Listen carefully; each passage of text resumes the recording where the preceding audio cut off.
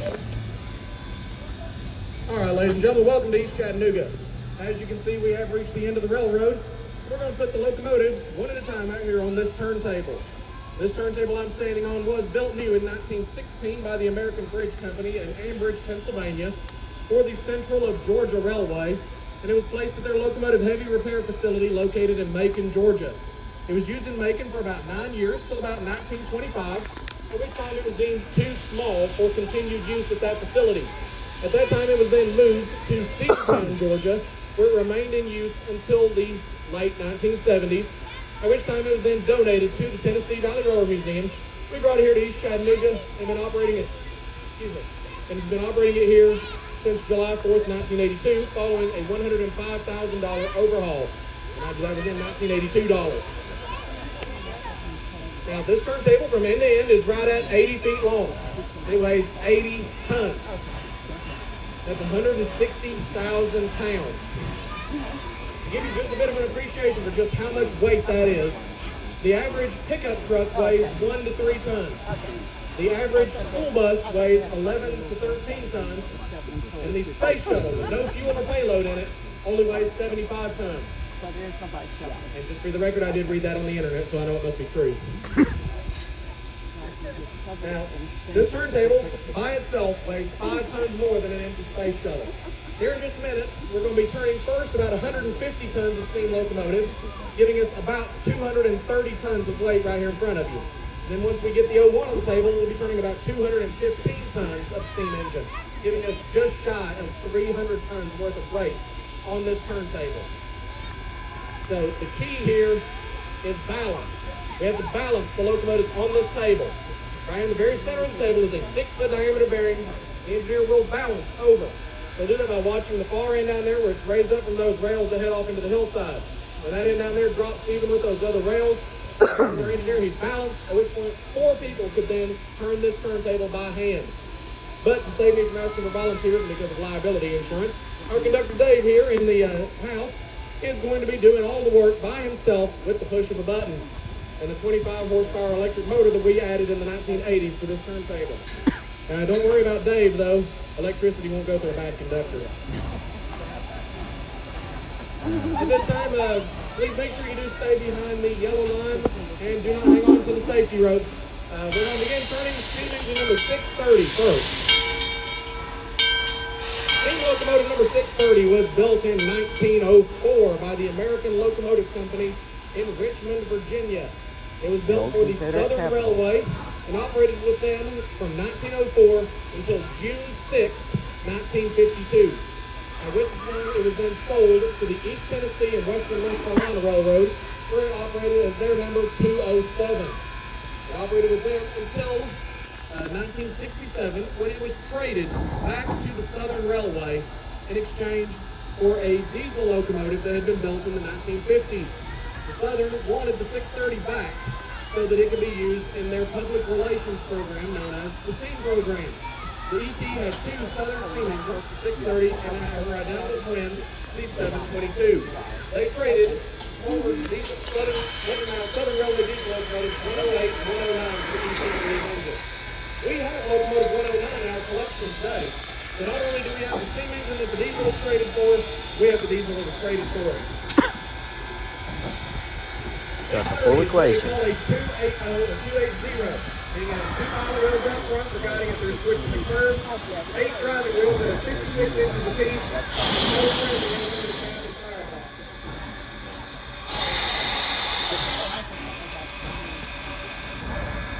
The 34 can hold 16 tons of coal and 10,000 gallons of gas.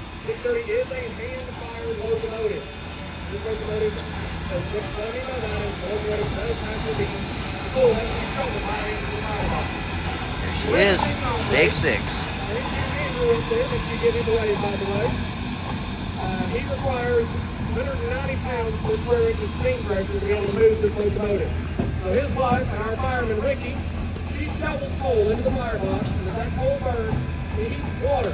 As that water boils, it makes steam. When Andrew pulls the throttle, that steam then goes down into the cylinders on either side of the locomotive. And in those cylinders are large pistons that are connected to the drive rod. As And as those drive rods push back and forth, that turns the wheels and moves the locomotive. Steam is then exhausted up the smokestack, and that is what makes the familiar chugging noise that is often associated with a steam locomotive.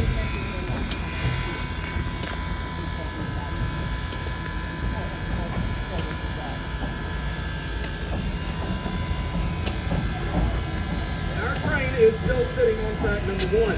We're actually going to turntable up tonight with track number 2. And we're going to do that so that the engineers will take the locomotive off and they'll go down to the other end of the yard.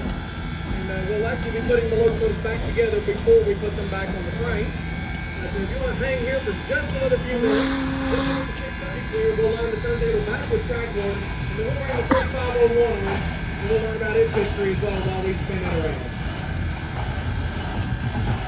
Hopefully the two locomotives will go and get on the opposite end of the train to pull us back to Grand Junction.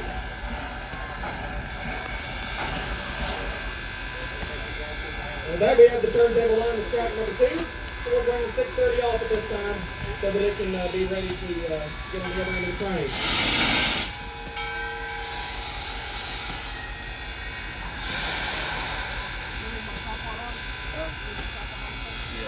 Out there in town again, you'll see our fireman Ricky give her a nice wave.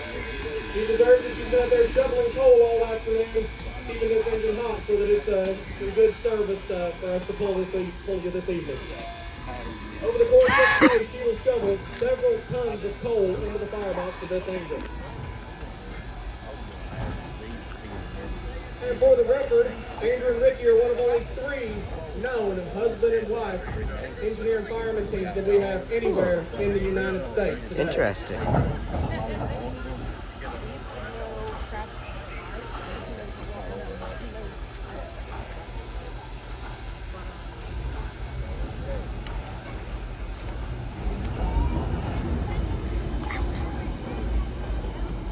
Going to rail camp next year?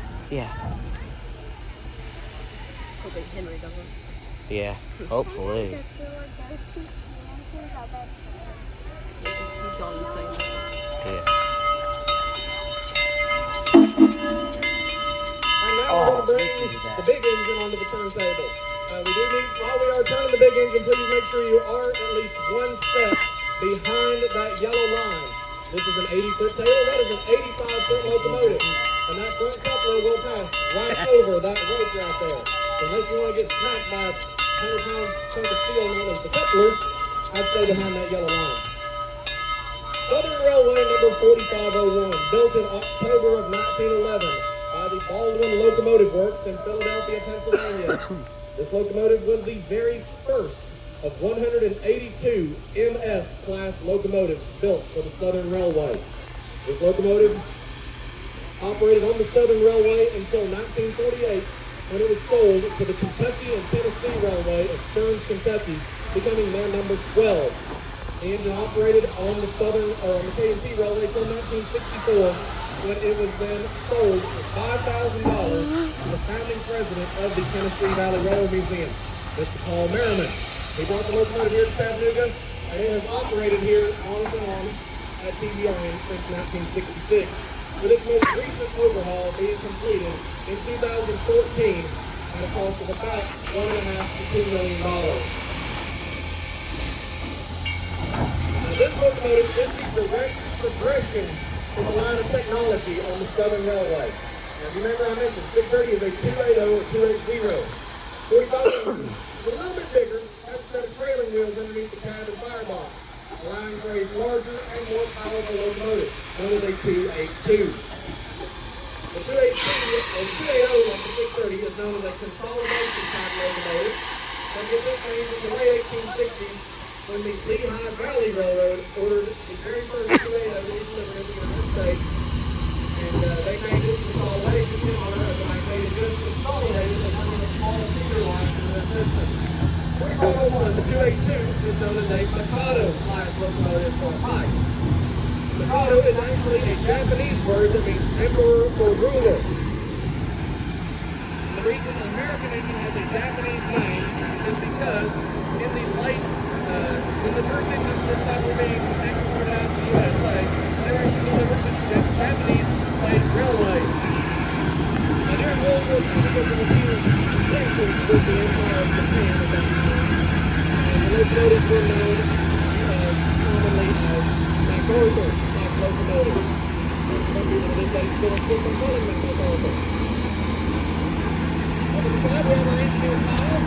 If you wave in, it's like it's on the other side, if you're going around, you'll see our fireman's brand. This locomotive operates much the same way as the 630, except that this locomotive is not hand-fired. This locomotive does have a mechanical stopper that we added in the most recent rebuild of this locomotive about 9 years ago. It's an offer for the fenders that be sold in the firebox. Saves the fireman back when he's working hard. Again, we're going to line the turntable up this afternoon with track number 2. And we're going to do that so that this is able to put the two locomotives back together, and also so that we can put the locomotives on the opposite end of the train to pull us back to Grand Junction.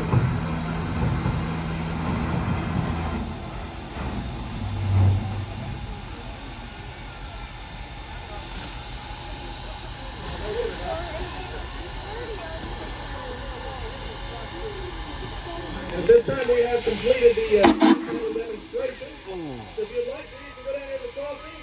Go see Mr. McGraw down here. He's waving at you. And he will lead you on part 2 of our tour over at our restoration shop.